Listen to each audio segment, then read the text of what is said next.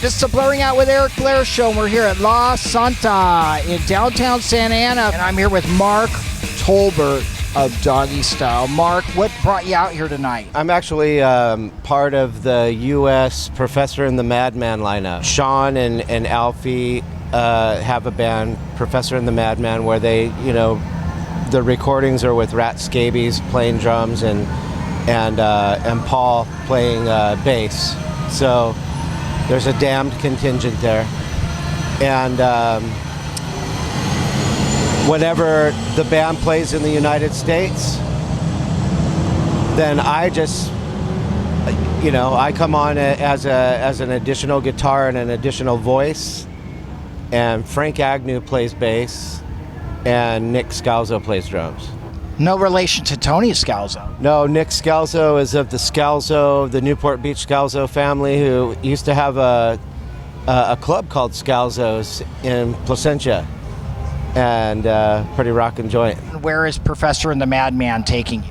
I'm just helping, with live shows, so I don't have anything to do. It's kind of a weird thing for me because any band that I've ever been in, I'm adding to the writing process. I'm writing songs. I'm the person who is basically formulating the vocal ideas and the words and the melodies and doing all of the recording as well. So this is a different thing for me, but it's a lot of fun because I'm doing it with these guys are like family, to me. So it's actually a beautiful thing. Now, the last time we talked to you, Mark, was right when you guys were about to release the Crash Kills 4 record, which is another super group. Tell me what happened with that and what you're doing now.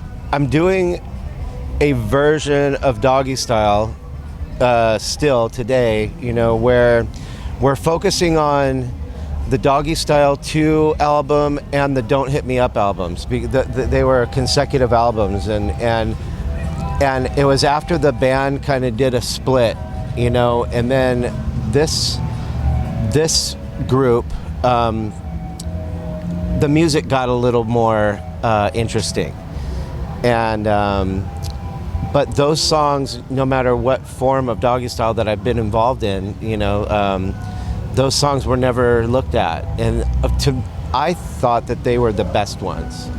So we did a memorial show for one of the guys that sang on the Don't Hit Me Up album, Curtis.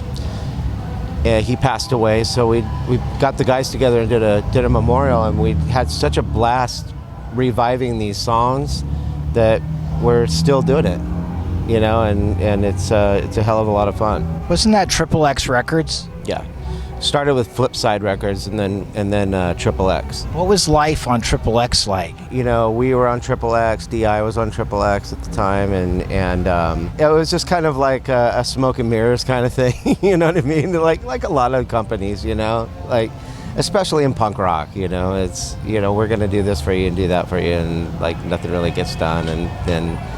But you know what? We got to go in and record in some pretty nice studios. They gave us a pretty good budget to do that. Looking back, I really wouldn't change it. We're not making millions of dollars playing the music that we do. We're just having a blast doing it. At that time, did you think you were going to make $1 million doing Doggy Style?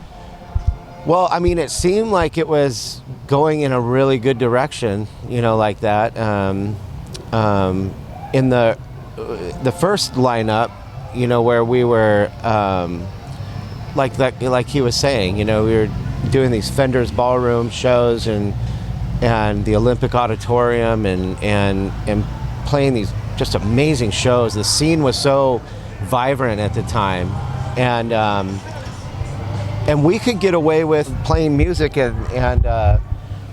and well, we were young too, so we weren't worrying about a lot. We weren't worrying about jobs and whatnot. So we were just trying to we weren't really like focusing on making it in music, but the shows just kept getting better and better, and the money kept getting better and better.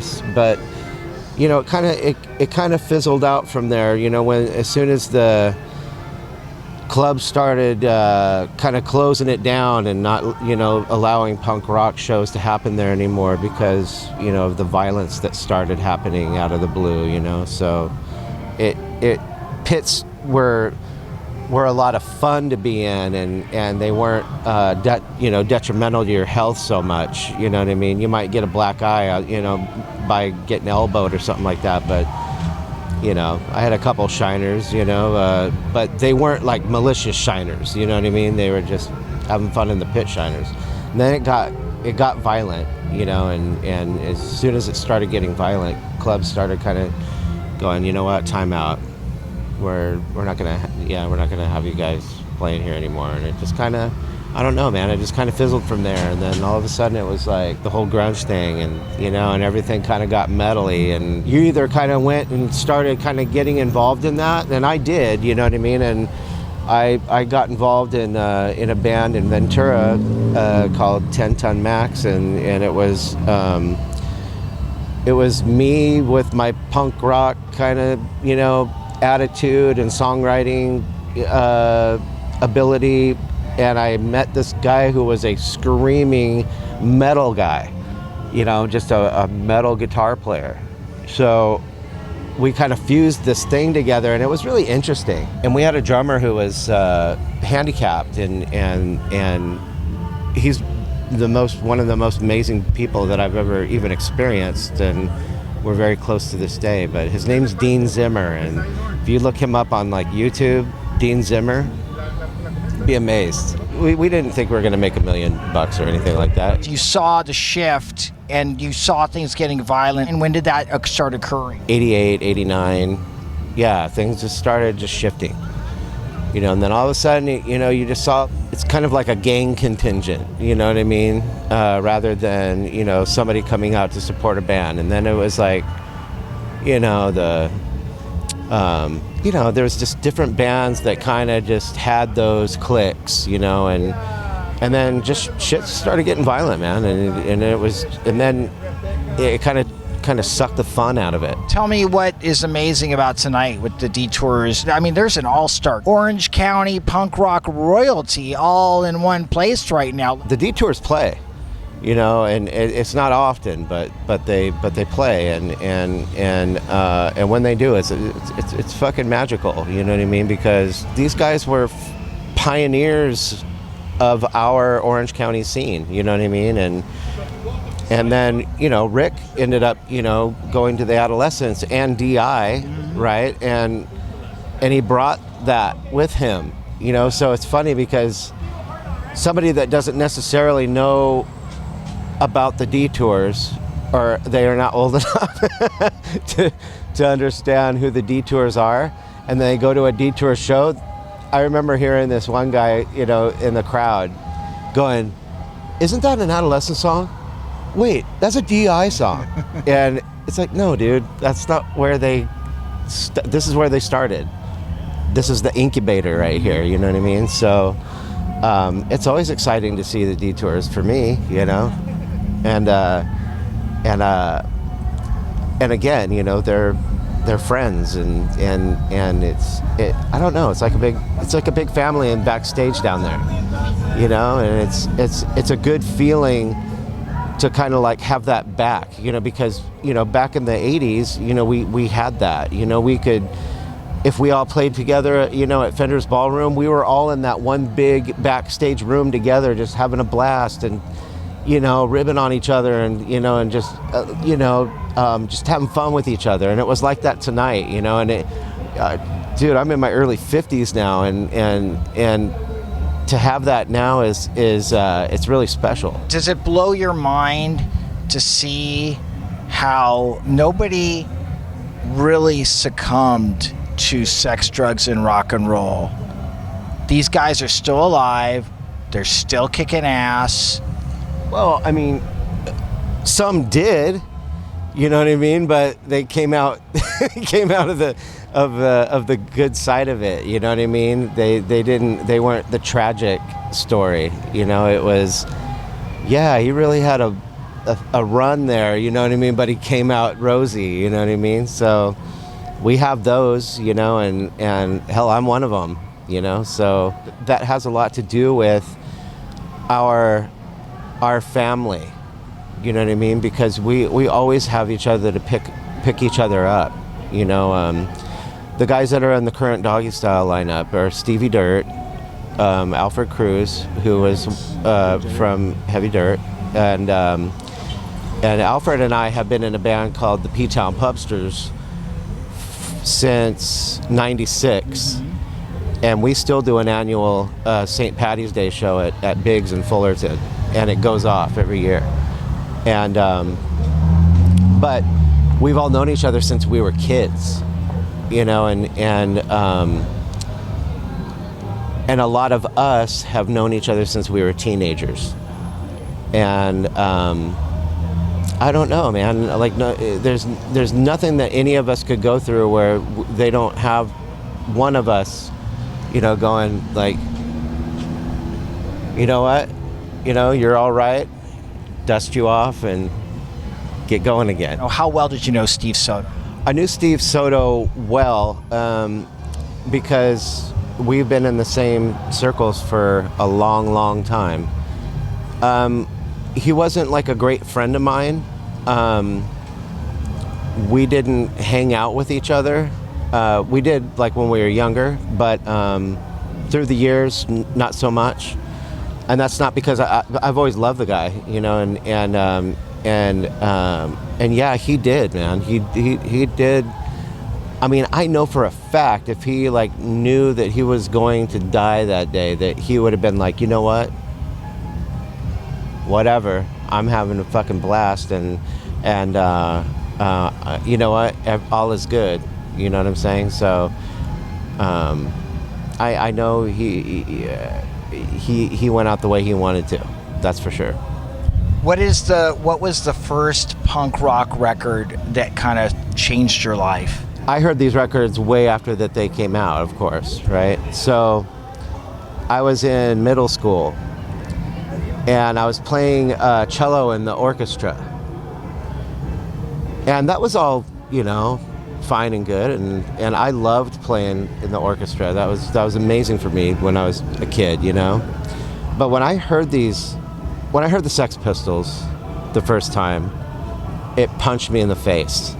And then I heard the Ramones right after that. And then I was like, this is me, you know what I mean? That it struck a chord with me, you know what I mean? Then I heard the Clash, and I'm pretty sure it was kind of London Calling era, you know, but heard a couple songs from that album, and I was just like, I have to play guitar.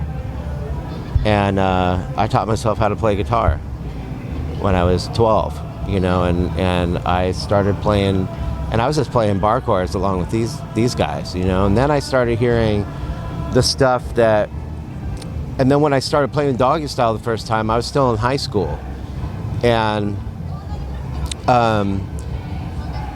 the singer and drummer were straight edge guys, right? So that DC stuff started being introduced to me, and I was so into that too, you know what I mean? And no matter what I listened to, whether it was Minor Threat or if it was stuff that was coming from the South Bay, you know, Black Flag, like, oh my God. It was just kind of like a full-blown, anything that I heard, it was like an eargasm, you know what I mean? And it hit me in the heart, and I just knew that was my thing. What was the peak of your time in Doggy Style for you?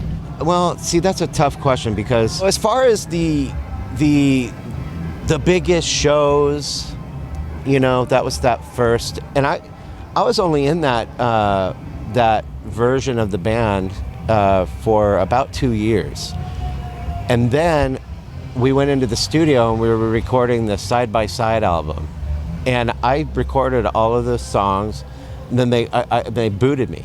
Why? Because they wanted to be a four-piece. I think Eddie just wanted to be the only guitar player, right? So that was a little whatever, but those were the biggest Doggy Style shows. I mean, we were playing with the Ramones and Bad Brains, dude, hands down, the band that blew my mind the most. Why? We played with them at Fender's. I went into the back stage room. There was like a common area back there where we put all of our equipment. I went back there to get my guitar before we played. They were all sitting in a circle and they were smoking a joint that was about this long and about that big around. And I went, oh my God, these guys are gonna suck. You know, because I was like, if I got stoned before I played, I would just be like, you know, like, yeah. you know? So I went, oh God, these guys are gonna be terrible. And they were the tightest band I've ever seen in my life. To this day, the tightest band, like, I just could not believe them. And I always loved that. I always loved Bad Brains, period. Did you meet the Ramones? Yeah. And we played with them at the Celebrity Theater in Anaheim with the rotating stage. And I did meet them, and they were super cool guys. Just down-to-earth guys, you know, and so non-pretentious. It was refreshing, you know, to meet those guys. Why did Orange County give birth to all of this amazing punk rock? Well, that's really hard to say, you know, because it's probably just luck, you know, that the Agnews are birthed in Fullerton, you know, and I mean, dude, you know, whether it's the Crowd or TSOL or the Adolescents or the Detours or the thing that I'm proud about as far as Orange County punk rock goes is I don't think that any other punk rock scene or faction anywhere is as melodic and musical.